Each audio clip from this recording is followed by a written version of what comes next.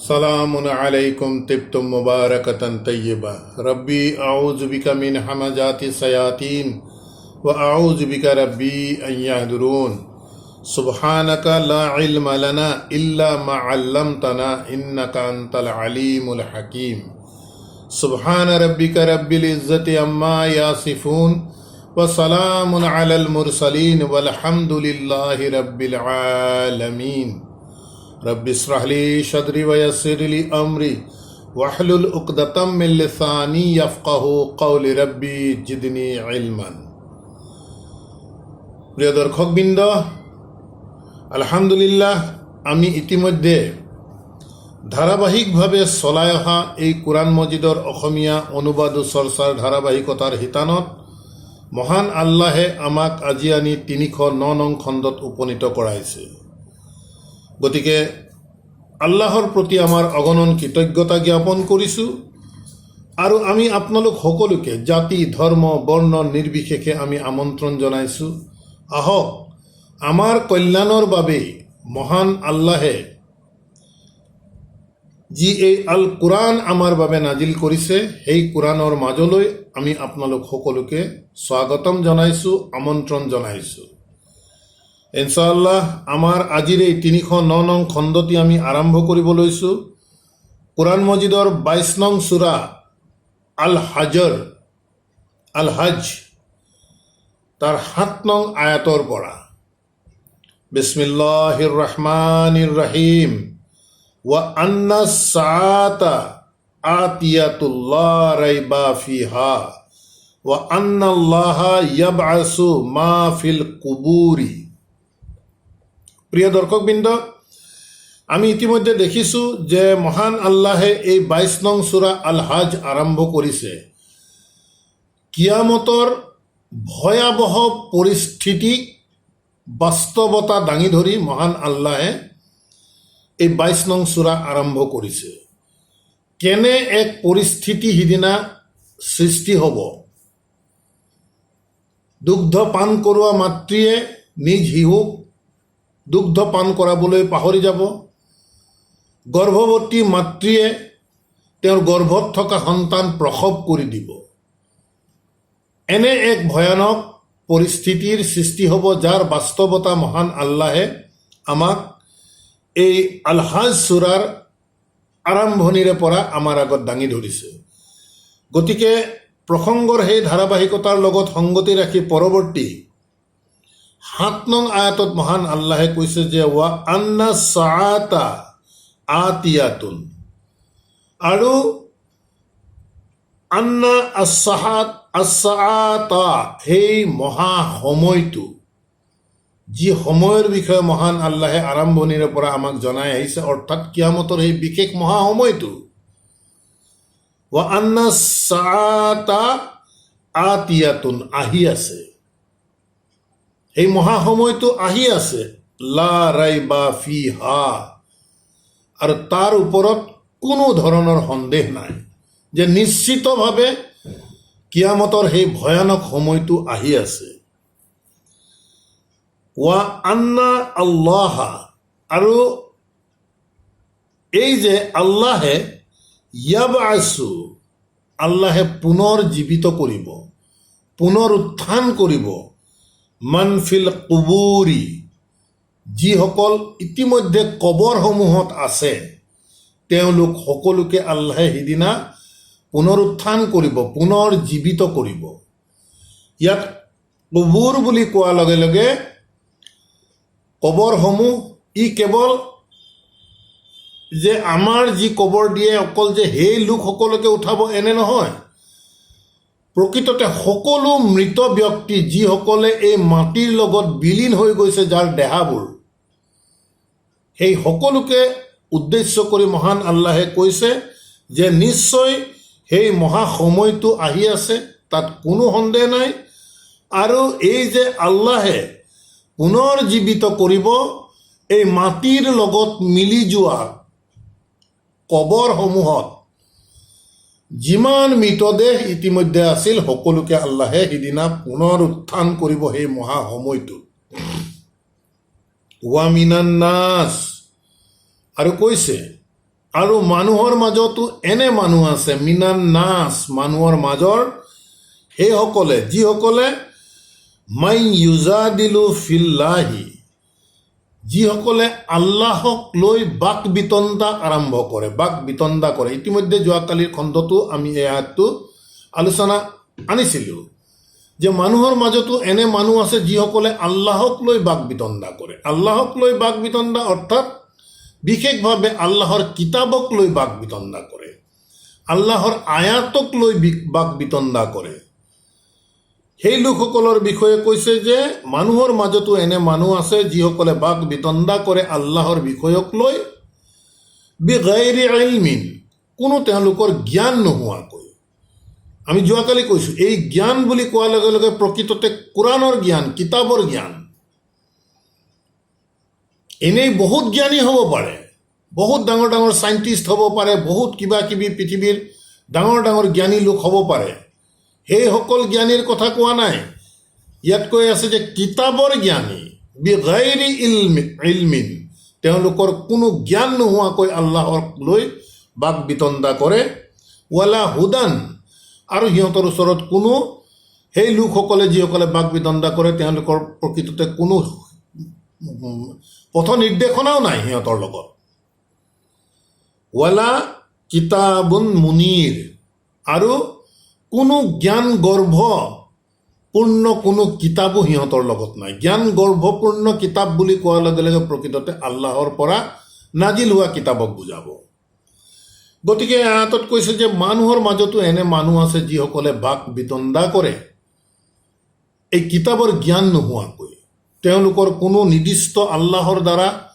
দিয়া পথৰ নিৰ্দেশনা নোহোৱাকৈ বা কোনো জ্ঞান গৰ্ভপূৰ্ণ কিতাপ নোহোৱাকৈ তেওঁলোকে মানুহৰ লগত আল্লাহৰ বিষয়ক লৈ বাক বিতণ্ডা কৰে এই কথা অতি বাস্তৱ আমি দেখি আহিছোঁ যে আমাৰ ধৰ্মক লৈ যি আমাৰ প্ৰচলিত ধৰ্ম আমি যোৱাকালি কৈছোঁ আল্লাহে ধৰ্মৰ সৃষ্টি কৰা নাই ধৰ্ম মানুহে সৃষ্টি কৰিছে আল্লাহে পথৰ নিৰ্দেশনা দিছে জীৱন ব্যৱস্থা আমাৰ বাবে দাঙি ধৰিছে আমি তাক ধৰ্ম বুলি অভিহিত কৰি মানুহে ভাগ ভাগত বিভক্ত হৈছে যি কি নহওক ইয়াৰ মূল মুখামুখি সদায় হৈ আছে যে কিতাপ বনাম প্ৰচলিত ধৰ্মনীতি যুগ যুগ ধৰি যিমানবোৰ নবী ৰচুল আহিছে তেওঁলোকৰ সৈতে মোকাবিলা হোৱাৰ মূল বিষয়টোৱে হৈছে কিতাপ ভাৰ্চেছ প্ৰচলিত ধৰ্মনীতি গতিকে প্ৰচলিত ধৰ্মনীতিত থকা যিসকলে লোক তেওঁলোকে নিজৰ প্ৰচলিত ধৰ্মটোৰ সত্যতা স্থাপন কৰিবলৈ গৈয়ে প্ৰকৃততে আল্লাহৰ কিতাপক লৈ বাক বিতণ্ডা কৰে মূল কথাটো হৈছে এইটোৱে আৰু ইয়াৰ বাস্তৱিকতা আজি আমিও দেখি আছোঁ আজিৰ সামগ্ৰিক প্ৰেক্ষাপটতো বহুতো মানুহে আনকি আমাৰ সৈতেও এনেধৰণৰ বাক বিতণ্ডাত লিপ্ত হোৱা বহুতো মানুহ আমি মুখামুখি হ'বলগীয়া হৈছে গতিকে সেই লোকসকলৰ বিষয়ে কৈছে যে প্ৰকৃততে তেওঁলোকৰ কোনো কিতাপৰ জ্ঞান নাই তেওঁলোকৰ লগত পথৰ নিৰ্দেশনা নাই বা তেওঁলোকৰ লগত কোনো জ্ঞান গৰ্ভপূৰ্ণ কিতাপ নোহোৱাকৈ আল্লাহক লৈ আল্লাহৰ কিতাপক লৈ আল্লাহৰ আয়াতক লৈ বাক বিতণ্ডা কৰে তাৰ পিছৰ আয়াতত আল্লাহে কৈছে শানিয়া ইতফিহি প্ৰিয় দৰ্শকবৃন্দ আমি আগতেও কৈছোঁ এতিয়াও কৈছোঁ যেহেতু আমি কোৰাণ মজিদ অধ্যয়ন কৰি আছোঁ ইয়াত এটা দিশ আপোনালোকক খুব গুৰুত্ব সহকাৰে আমি আপোনালোকৰ দৃষ্টি আকৰ্ষণ কৰিব বিচাৰিছোঁ সেই দিশটো হৈছে আল্লাহে কোৱা আয়াতসমূহক গৰিষ্ঠ সংখ্যক আয়াত আপুনি যদি ভাল ধৰণে মন কৰে ব্যক্তি বিশেষক কৈ আছে প্ৰত্যেক ইণ্ডিভিজুৱেলক কৈ আছে প্ৰত্যেকগৰাকী পাঠকক কৈ আছে আজি মই পঢ়িছোঁ মোক কৈ আছে আপুনি পঢ়িছে আপোনাক কৈ আছে যিয়ে পঢ়িব তাক কৈ আছে আল্লাহৰ কানেকশ্যন ব্যক্তি বিশেষক গৰিষ্ঠ সংখ্যক আয়াত আপোনালোকক আমি আগতেও দৃষ্টি আকৰ্ষণ কৰিছোঁ এতিয়াও কৈছোঁ এই দিশটো কিন্তু আমি খুব ভাল ধৰণে আমি আয়াত অধ্যয়ন কৰাৰ সময়ত মন কৰি যাব লাগিব মোক যদি কোনোবাই ভয় খুৱায় প্ৰত্যক্ষভাৱে যেতিয়া মই গম পাম যে মোক ভয় খুৱাইছে তেতিয়াহে মই ভয় খাম আৰু যদি মই গম পাওঁ যে মোক ভয় খোৱা নাই প্ৰকৃততে আন কাৰোবাক ভয় খুৱাই আছে বা জেনেৰেলাইজ হয় তেতিয়া মোৰ ভয়টো ইমান গাত নালাগিব সেইবাবে আমি আপোনালোকৰ দৃষ্টি আকৰ্ষণ কৰিব বিচাৰিছোঁ সেই দিশটোৰ প্ৰতি যে আল্লাহে গৰিষ্ঠ সংখ্যক আয়াত ইণ্ডিভিজুৱেলি কৈ আছে, প্ৰত্যেকগৰাকী পাঠকক কৈ আছে। গতিকে মন কৰিব, ইয়াত কৈছে সানিয়া ফি হি দি কৈ আছে ইণ্ডিভিজুৱেল। শাব্দিক দিশৰ পৰা সানিয়া অৰ্থাৎ টুইষ্টিং কৰা, ঘূৰোৱা, ফি হি তেওঁৰ ডিঙি ঘূৰোৱা। আগৰ আয়াতত মন কৰিব আল্লাহৰ আয়াতক লৈ বাক বিতণ্ডা কৰাৰ প্ৰসংগ চলি আছে। গতিকে তেনে লোকসকলে কথাৰ কৌশল, এনেধৰণৰ কৌশল তেওঁলোকে কৰে। আৰু কিহৰ কাৰণে কৰে? লিয়ুদিল্লা আন সাবিলিল্লাহি, আল্লাহৰ পথৰ পৰা মানুহক বিচলিত কৰিবৰ বাবে তেওঁলোকে বিভিন্ন ধৰণৰ কৌশল অৱলম্বন কৰে, যুক্তি প্ৰদৰ্শন কৰে তেওঁলোকৰ ধৰ্ম নীতিক লৈ, যাতে মানুহক আল্লাহৰ পথ এই কিতাপৰ পৰা যাতে আঁতৰাই নিজৰ ওচৰলৈ আনিব পাৰে। গতিকে শাব্দিক দিশৰ পৰা সানিয়া ফিহি ডিঙি টুইষ্ট কৰা বুজায়। ফিহি ডিঙি, সানিয়া অৰ্থাৎ টুইষ্টিং কৰা, ঘূৰোৱা। শাব্দিক দিশৰ পৰা আল্লাহে এটা আংগিক দিশ বুজাব বিচাৰিছে যে মানুহে এনেধৰণৰ কথা ক'ব, লিয়ুদিল্লা আন সাবিলিল্লাহি, আল্লাহৰ পথৰ পৰা মানুহক আঁতৰাবলৈ, ভ্ৰষ্ট কৰিবলৈ। লাহু, তেনে লোকসকলৰ প্ৰতি লাহু, মন কৰিব ইণ্ডিভিজুৱেল, ছিংগুলাৰ। লাহু, তেনে লোকৰ বাবে আছে ফিদ দুনিয়া খিনজিয়ুন, এই পৃথিৱীত যথেষ্ট লাঞ্ছনা আছে। ওয়া নুজিকুহু, ইণ্ডিভিজুৱেল। আৰু আল্লাহে কৈছে আৰু আমি তেওঁক সোৱাদ ল'বলৈ দিম য়াউমাল কিয়ামাতি, কিয়ামতৰ দিনটোত, আজাবাল হাৰিক, জুয়ে পুৰা শাস্তিৰ সোৱাদ ল'বলৈ তেওঁক দিম বুলি কৈছে, ইণ্ডিভিজুৱেল। তাৰ পৰৱৰ্তী আয়াতত কৈছে জালিকা, এই যে জুয়ে পুৰা তেওঁক শাস্তি ল'বলৈ দিম বুলি কৈছে, কিহৰ কাৰণে জুয়ে পুৰা শাস্তি দিব সেই বিষয়টো পৰৱৰ্তী আয়াতত কৈছে জালিকা, সেইটো বীমা, এই কাৰণত কাদ্দামাত ইয়াদা কা, মন কৰিব, কা ছেকেণ্ড পাৰ্চন ছিংগুলাৰ ইণ্ডিভিজুৱেল। তেওঁক সেইবাবেই জুইৰ পুৰাৰ সোৱাদ ল'বলৈ দিব বীমা, যিহেতু কাদ্দামাত ইয়াদা কা, তেওঁ নিজ হাতেৰে উপাৰ্জন কৰি অগ্ৰিমভাৱে আমাৰ ওচৰলৈ পঠোৱা কৰ্মৰ বাবে। কাদ্দামাত, ইন এডভান্স পঠোৱা, ইয়াদা কা, তোমাৰ হাতেৰে উপাৰ্জন কৰা। ওয়া আন্না আল্লাহ, আৰু যিহেতু আল্লাহ লাইসা বিজাল্লামিন লিল আবিদি, আৰু যিহেতু আল্লাহ লাইসা বিজাল্লামিন, আল্লাহে কেতিয়াও কোনো কাৰণত অন্যায়কাৰী হিচাপে নাথাকে বা অন্যায় নকৰে। লিল আবিদি, তেওঁৰ আব্দৰ বাবে, তেওঁৰ বান্দাৰ বাবে, তেওঁৰ গোলামৰ বাবে আল্লাহে কাকো কেতিয়াও অন্যায় নকৰে। গতিকে প্ৰিয় দৰ্শকবৃন্দ, এই আয়াতটো আমি খুব বুজিব লগা আয়াত। যিহেতু আমাৰ প্ৰতিদিনৰ প্ৰতি মুহূৰ্তৰ কৰ্ম, সি ভাল কৰ্মই হওক বা বেয়া কৰ্মই হওক, সেই কৰ্মৰ ইনফৰমেশ্যন ইন এডভান্স আল্লাহৰ ওচৰত লৈ গুচি যায়। ইন এডভান্স মিনছ কিয়ামতৰ আগতেই প্ৰতিদিনৰ প্ৰতিটো মুহূৰ্তৰ খবৰ আল্লাহৰ ওচৰলৈ যায়। ইয়াদা কা, নিজ হাতেৰে উপাৰ্জন কৰা, শাব্দিক দিশৰ পৰা বুজাইছে, অৰ্থাৎ আমি নিজে উপাৰ্জন কৰা।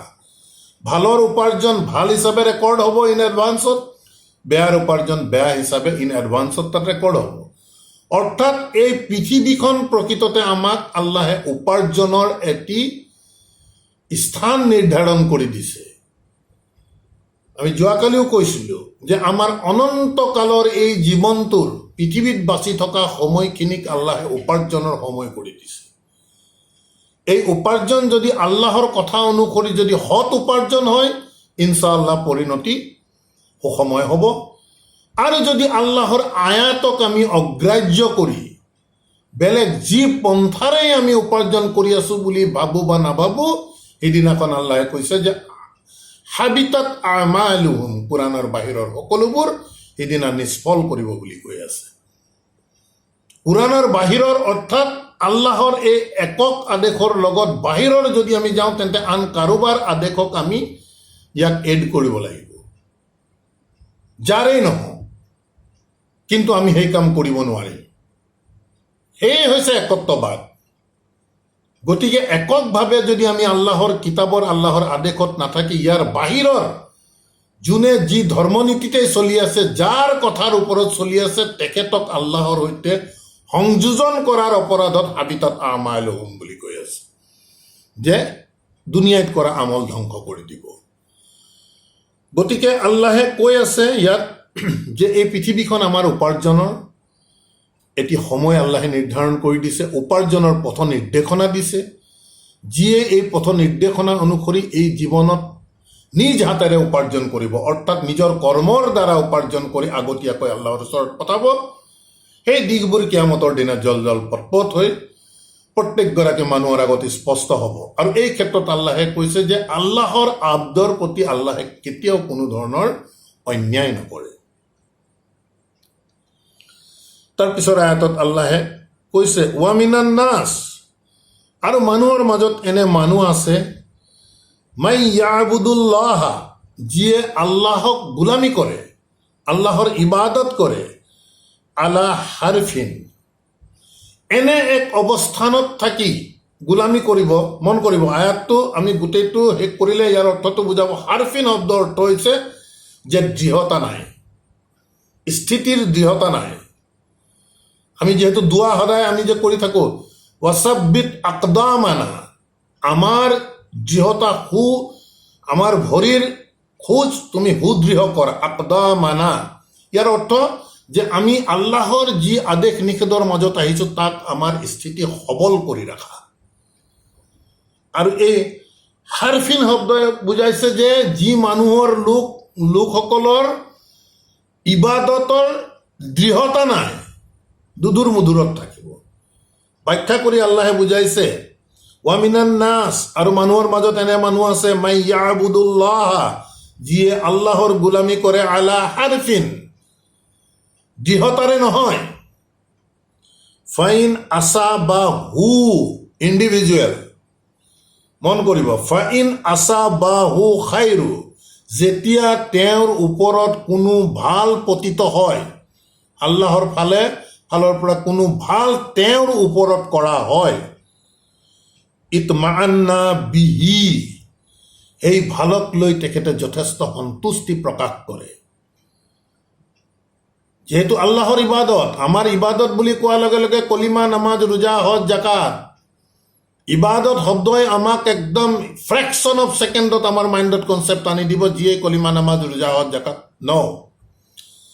ইবাদত শব্দ আমি আগতেও কৈ আছোঁ যে আব্দ, কৃতদাস গোলামৰ দৰে হ'ব লাগিব, কিনি অনা গোলামৰ দৰে। কিনি অনা গোলামক মালিকে যেনেধৰণে ক'ব তেনেধৰণে কৰ্ম কৰিব লাগিব, তেতিয়াহে সেইজন প্ৰকৃত গোলাম হ'ব। ঠিক তেনেদৰে আমাৰ মালিক আল্লাহ, আল্লাহে আমাক যেনেধৰণে এই কোৰাণ মজিদত কৈছে, ঠিক তেনেধৰণে আমি কাম কৰাটোকে প্ৰকৃততে আল্লাহৰ ইবাদত কৰা বুজায়। প্ৰত্যেকটো বিষয়তে আল্লাহে যদি আমাক এই পেইনটো ল'বলৈ কৈছে, আমি কিতাপখন ল'লে নহ'ব। পেইন কৈছে, আমি পেইনে ল'ব লাগিব। গতিকে আল্লাহে যেনেধৰণে কৈছে আমি ঠিক তেনেধৰণে কৰাটোহে প্ৰকৃততে আল্লাহৰ গোলামী কৰা। আমি ইবাদত বুলি কোৱাৰ লগে লগে আমাৰ মন মগজুত যিটো বিষয় সোমাই আছে যে দাড়ি টুপিৰে একেবাৰে খুব ধুনীয়া সাজ পোছাকেৰে লিবাচ পিন্ধি কলিমা, নামাজ, ৰোজা, হজ, জাকাতত যি থাকিব তেওঁৱে ইবাদত ন। বাকীবোৰ কোনে কৰিব? তেন্তে সমস্ত আল্লাহৰ আদেশ নিষেধৰ মাজত আমি আমাৰ দৃঢ়তা স্থিতি ৰাখিব লাগিব, তাকেই কৈ আল্লাহৰ ইবাদত কৰা। যি কি নহওক, গতিকে মানুহৰ মাজত এনে মানুহ আছে যি আল্লাহৰ ইবাদত কৰে কোনো দৃঢ়তা নোহোৱাকৈ। যেতিয়া তেওঁৰ ওপৰত কোনো ভাল পতিত হয়, ইতমাআন্না বিহি, সেই ভালক লৈ তেখেতে যথেষ্ট সন্তুষ্টি প্ৰকাশ কৰে। ওয়াইন আসাবাতহু ফিতনাতুন, আৰু যদি তেওঁৰ ওপৰত পতিত হয় ফিতনাতুন, কোনো পৰীক্ষা বা কোনো ধৰণৰ বিপদ আপদ আল্লাহে পৰীক্ষাৰ কাৰণে যদি পতিত কৰায়, ইনকালাবা আলা ৱাজহিহি, ইনকালাবা লগে লগে তেওঁ টাৰ্ণ বেক কৰিব, ইনকালাব ঘূৰি অহা, ঘূৰি দিয়া, আলা ৱাজহিহি তেওঁ মুখ তাৰ পৰা ফিৰাই গুচি আহিব। আল্লাহে কৈছে খাছিৰাত দুনিয়া ৱাল আখিৰা, সকলো হেৰুৱালে। তেনে লোকে যিসকলৰ স্থিতি দৃঢ় নহয়, ভাল হ'লে সন্তুষ্টি প্ৰকাশ কৰিব, বেয়া হোৱাৰ লগে লগে আল্লাহৰ পৰা যিসকলে মুখ ঘূৰাই ল'ব, আল্লাহে কৈছে তেনে লোকসকলে খাছিৰাত দুনিয়া ৱাল আখিৰা, সকলো হেৰুৱালে। আৰু দুনিয়া এই পৃথিৱীত, ৱাল আখিৰা আৰু পৰকালতো সকলো হেৰুৱালে তেনে লোকে। জালিকা হুৱা, সেইটোৱেই হৈছে হুৱা, সেইটো বিষয় আল খুছৰানুল মুবিন, একেবাৰে স্পষ্টভাৱে দৃশ্যমান হোৱা ক্ষতিগ্ৰস্ত, সেইটোৱেই আল খুছৰানু আল মুবিন, অতি স্পষ্ট একেবাৰে দৃশ্যমান হোৱা আল খুছৰানু, যে সেই বিশেষ ক্ষতিটো হৈছে সেইটো যি মানুহৰ ইবাদতত দৃঢ়তা নাথাকিব, ভাল হ'লে আল্লাহৰ প্ৰতি সন্তুষ্টি প্ৰকাশ কৰিব আৰু বেয়া হোৱাৰ লগে লগে মুখ ঘূৰাই ল'ব। আল্লাহে কৈছে তেনে লোকে সকলো হেৰুৱালে, এই পৃথিৱী আৰু আখিৰত সকলো হেৰুৱালে। সেই লোকসকলৰ বিষয়ে আল্লাহে পুনৰ কণ্টিনিউ কৰিছে আয়াতত, ইয়াদউ মিন দুনিল্লাহি, সিহঁতে আহ্বান কৰে মিন দুনিল্লাহি, আল্লাহৰ উপৰিও, মা লা ইয়াদুৰ্ৰুহু, ইণ্ডিভিজুৱেল। সেই লোকে ইয়াদউ মিন দুনিল্লাহি, আল্লাহৰ উপৰিও আহ্বান কৰে, মা লা ইয়াদুৰ্ৰুহু, তেওঁক কোনো ক্ষতি কৰিব নোৱাৰে, যি আল্লাহৰ উপৰিও আনক আহ্বান কৰিব, সেই আহ্বান কৰা মান্যই লা ইয়াদুৰ্ৰুহু, এই আহ্বানকাৰীক একো ক্ষতি কৰিব নোৱাৰে, ৱামা লা ইয়ানফাউহু, আৰু তেওঁক একো লাভো কৰিব নোৱাৰে। এনে এক সত্তাক সিহঁতি আহ্বান কৰে, যি সত্তাই যাক আহ্বান কৰে, আহ্বানকাৰীৰ কোনো ক্ষতিও কৰিব নোৱাৰে, কোনো লাভো কৰিব নোৱাৰে। জালিকা, সেইটোৱেই হোৱা, সেইটো বিষয় আদ-দালালুল বাঈদ, যে ভ্ৰষ্টতাৰ পৰা বহুত দূৰত গুচি যোৱাটোৱেই হৈছে সেইটো বিষয়। ভ্ৰষ্টতাৰ পৰা বহুত দূৰত গুচি যোৱা বিষয়টো কিয় কৈছে? যিহেতু আল্লাহৰ উপৰিও আনক আহ্বান কৰে, অৰ্থাৎ চিৰ্ককাৰী হয়, মুশ্ৰিক হয়। আল্লাহৰ দৃষ্টিত অক্ষমনীয় গুৰুতৰ অপৰাধ হৈছে আল্লাহৰ সৈতে আন কাকোৱেই মান্য হিচাপে গ্ৰহণ কৰা। মান্য হিচাপে গ্ৰহণ কৰা মিন্স কাৰো কথা আমি শুনিব নোৱাৰিম, কাৰো কথাই আমি শুনিব নোৱাৰিম। এককভাৱে আল্লাহে যি কৈছে তেখেতৰ কথাহে শুনিব লাগিব। কাকোৱে মিন্স কাকোৱে, এই দিশটো আপোনালোকে বুজাৰ চেষ্টা কৰিব লাগিব। কাকোৱেই নোৱাৰিম, আল্লাহৰ সমকক্ষ কোনো নহয়। সকলোবোৰ আল্লাহৰ গোলাম হয়, আল্লাহৰ চাকৰ হয়। কোনো বিশেষ গোলাম আল্লাহৰ দ্বাৰা মনোনীত, আল্লাহে স্থান দিছে তেওঁলোকক, ইনশাআল্লাহ তেওঁলোক জান্নাতি, তাত কোনো সন্দেহ নাই। তেওঁলোকৰ কথাও কিন্তু আমি মানিব নোৱাৰিম। মানিলেই কিন্তু তেওঁলোকক আল্লাহৰ সৈতে আমি সংযোজন কৰা হ'ব। ব্যক্তিগত কথা, যি কথা তেওঁলোকে যি বাৰ্তা লৈ আহিছে তাৰ বাহিৰত আমি একো মানিব নোৱাৰিম। এই দিশটো প্ৰিয় দৰ্শকবৃন্দ যথেষ্ট গুৰুত্বপূৰ্ণ বিষয়। তাৰ পাছত আল্লাহে কৈছে সেই লোকসকলক, যিসকলে আল্লাহৰ উপৰিও আনক আহ্বান কৰে, সেই লোকসকলৰে প্ৰসংগ চলি আহি আছে। ইয়াদউ, সিহঁতে আহ্বান কৰে, মাতে, লামান দাৰ্ৰু আকৰাবু, যে বেয়াটোক ওচৰলৈ মাতে, মিন নাফইহি, তেওঁৰ প্ৰতি হ'ব লগা ভালতকৈ সিহঁতে মাতে বেয়াটোক নিজ কাষলৈ। লাবিছাল মাওলা, কি এক জঘন্য সিহঁতৰ সেই অভিভাৱক যাক সিহঁতে মাতে আল্লাহৰ উপৰিও। লাবিছাল মাওলা ৱা লাবিছাল আসিৰ, আৰু কি এক জঘন্যতম সিহঁতৰ সেই বন্ধু ফ্ৰেণ্ড যাক সিহঁতে মাতে আল্লাহৰ উপৰিও। প্ৰিয় দৰ্শকবৃন্দ, যথেষ্ট গুৰুত্বপূৰ্ণ, যথেষ্ট ভয়ানক অপৰাধ এইটো। কিন্তু আমি বাৰে বাৰে জোৰ দি কৈছো, আল্লাহ মিনছ আল্লাহ। তাক কৈয়ে আমি আল্লাহৰ সৈতে কোনো ধৰণৰ বিষয় মিন চাইয়িন, একো বিষয়তে আমি তেওঁক লগত সংযোজন কৰিব নোৱাৰিম। আমি আহ্বান জনাম, অনুৰোধ জনাম, এই দিশবোৰ যাতে খুব গুৰুত্ব সহকাৰে আমি প্ৰত্যেকেই কোৰাণৰ আধাৰত আমি বিবেচনা কৰোঁ। অন্যথা আৰম্ভণিতেই আল্লাহে কিয়ামতৰ ভয়ানক সংবাদ আমাক শুনাই আছে। এই সংবাদৰ আমি মুখামুখি হ'ব লাগিব। আৰু যদি আল্লাহৰ কথা অনুসৰি আমি চলো, যিমানেই কিয়ামতৰ ভয়ানক অৱস্থা হওক বা নহওক, তেনেধৰণৰ ভয়ানক অৱস্থাই আল্লাহৰ কথা অনুসৰি চলা লোকক কোনো ধৰণৰ এফেক্ট নকৰে বুলি আমি ইতিমধ্যে পাই আছো। কুল থাকিব তেওঁলোক, একো নহয় তেওঁলোকৰ ওপৰত।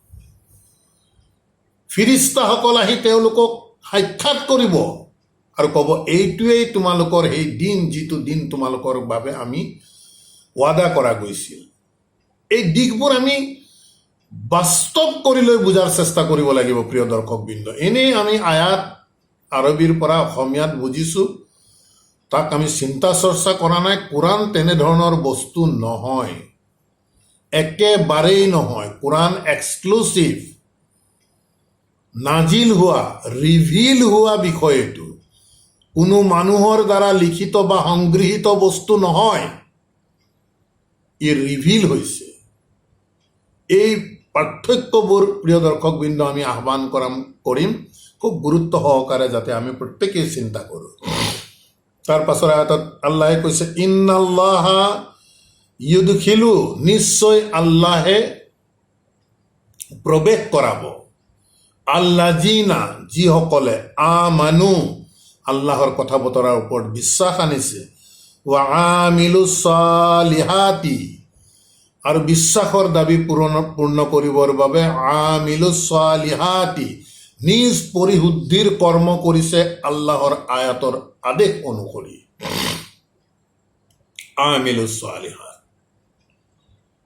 তেওঁলোকক প্ৰৱেশ কৰাব জান্নাতিন, এক সুন্দৰতম বাগিচাত, তাজৰি মিন তাহতিহাল আনহাৰ, তাৰ তলেদি বৈ যাব অসংখ্য নদ নদী জলপ্ৰবাহ।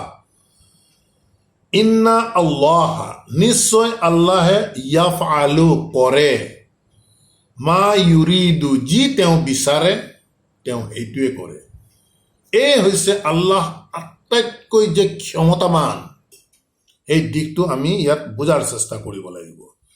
তাৰ পাছৰ আয়াতত আল্লাহে কৈছে, মান কানা ইয়াজুন্নু, আৰু যিয়ে ধাৰণা কৰিব, ভাবিব, আল্লাই ইয়ানছুৰাহু,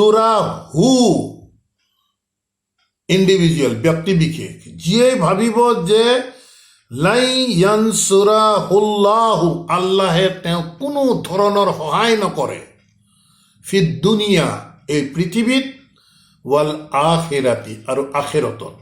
এই কথা হতাশাত পৰি যিসকল লোকে ভাবিব, মনলৈ আহিব, বা অবিশ্বাসৰ ফলশ্ৰুতিত যিসকল লোকে ভাবিব যে আল্লাহ নাথিং, তেওঁ কি সহায় কৰিব আমাক, পৃথিৱীতো সহায় নকৰে, পৰকালতো সহায় নকৰে, এনেধৰণৰ ভ্ৰষ্ট চিন্তা যিসকলে কৰিব বা ভাবিব, আল্লাহে কৈছে,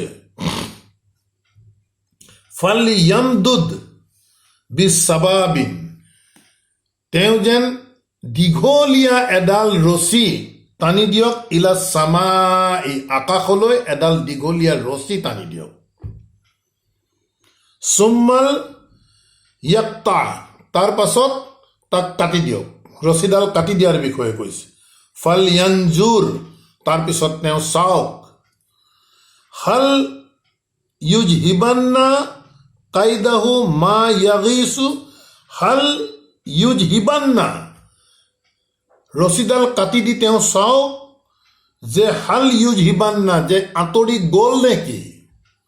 কাইদাহু, তেওঁ এই যি কাইদা কৰিলে, যি প্লেনিং যি কৰিলে, সেই প্লেনিঙৰ দ্বাৰা আঁতৰি গ'ল নেকি। মা য়াগিজু, যি তেওঁৰ মনত হতাশাত যি চিন্তা কৰি আহিছিল যে আল্লাহে পৃথিৱী আৰু আখেৰাতত একোতেই সহায় নকৰে, এই দিশটো কি তেওঁৰ আঁতৰি গ'ল নেকি।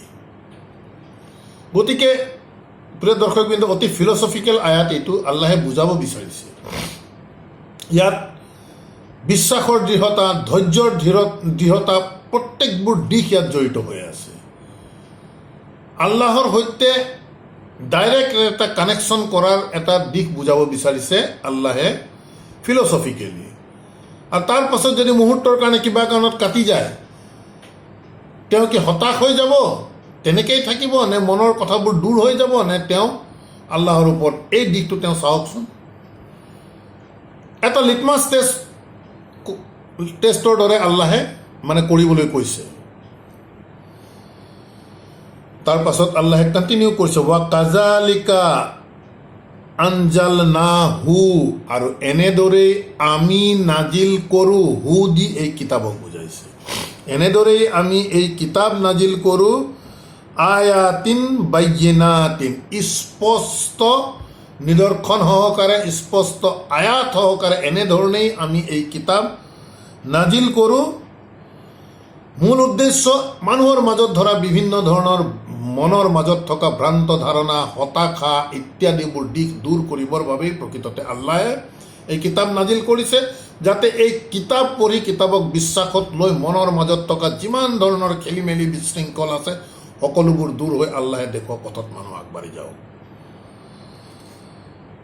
ৱা আন্নাল্লাহা ইয়াহদি, আৰু যিহেতু আল্লাহে পৰিচালিত কৰে, মান যিয়ে, ইউৰিদু যিয়ে বিচাৰে,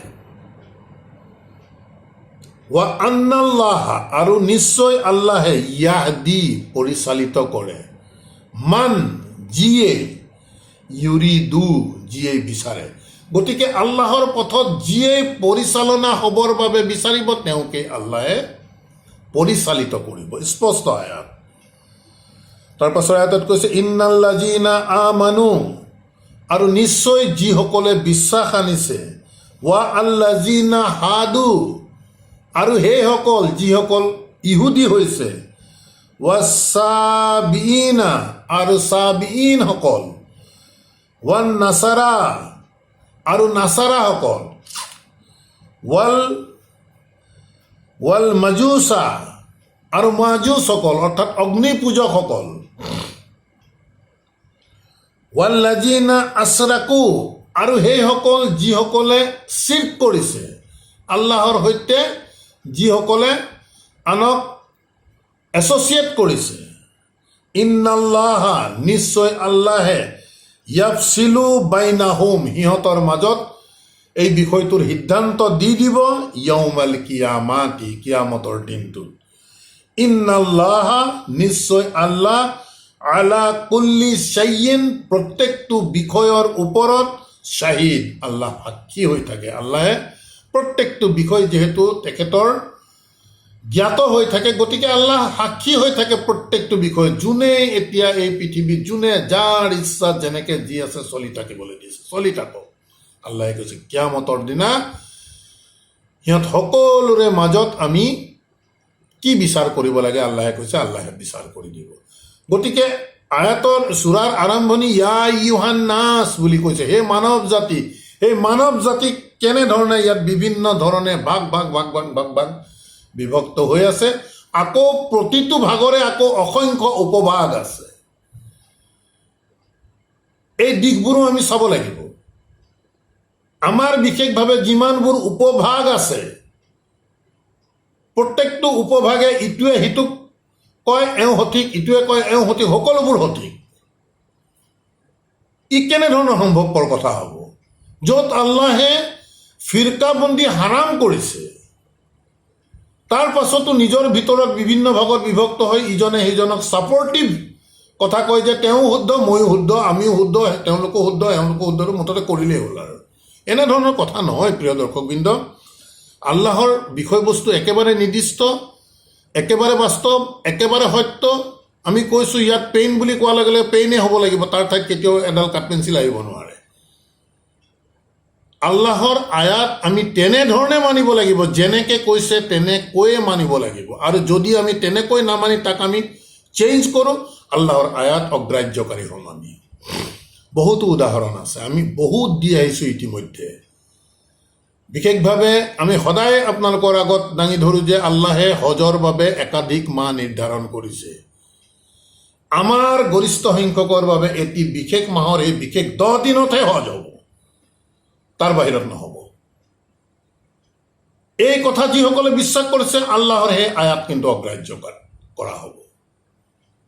ঠিক তেনেদৰে আমি আনুষ্ঠানিক সালাত যেতিয়া আমি আৰম্ভ কৰিবলৈ যাওঁ, আল্লাহে 5 নম্বৰ সূৰা 6 নম্বৰ আয়াতত স্পষ্টভাৱে আমাক কৈ দিছে যে আনুষ্ঠানিক সালাতৰ বাবে তোমালোকে যেতিয়া থিয় হ'ব বিচাৰিবা, তেতিয়া তোমাৰ মুখমণ্ডল ধোৱা, দুই হাতৰ কিলাকতিলৈকে ধোৱা, মূৰ মাছাহ কৰা আৰু ভৰিৰ লেগ পৰ্চনটোক মাছাহ কৰিবলৈ কোৱা আছে, ধুবলৈ কোৱা নাই।